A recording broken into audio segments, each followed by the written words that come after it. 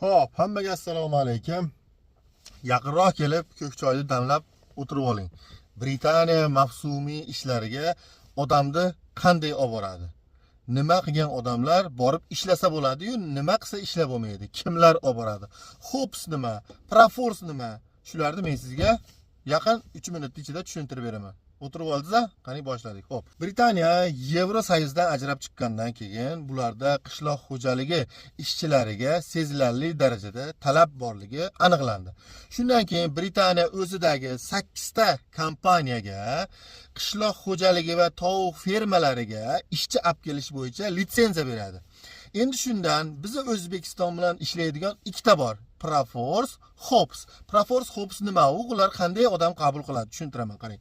Hops kompaniyasi bu bir yilda bir marta e'lon berib rasman 1000 ta odam O'zbekistondan olaman, 1000 ta odam Qirg'izistondan olaman deb link qo'yadi. Shu link orqali registratsiyadan o'tasiz. Shundan keyin sizga test savollari bo'ladi.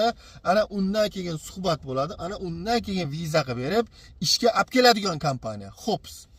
Endi Proforce degan kompaniya bor. Bu kompaniya avval shunaqa tartibda ishlardi, hozir o'zgartirgan. Oxirgi 2 yil, 3 yildan beri hozir Proforce kompaniyasida avvalgi yillarda kelib ishlab ketgan odamlar, meni akam bor, ukam bor, tanishim bor, shu yaxshi ishchi, mana shuni taklif qilinglar deb sizni tavsiya qilib kelsa, shu tavsiya qilib kelgan odamlar bilan gaplashib, ashlarda ishga chaqiradigan bo'lib qolgan. U to'g'ridan to'g'ri Hopsga o'xshab e'lon berib ochib, sizni qabul qilib olmaydi. Bu faqat odamlarning tavsiyasiga asosan ishchilarni qabul qiladi.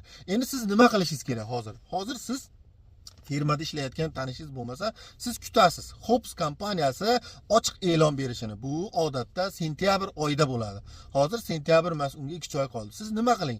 Hozir faqat siz shu rus tilini o'rganib turing. Chunki ko'p ishimiz tushadi rus tiliga. Testlarda rus tilida yechamiz.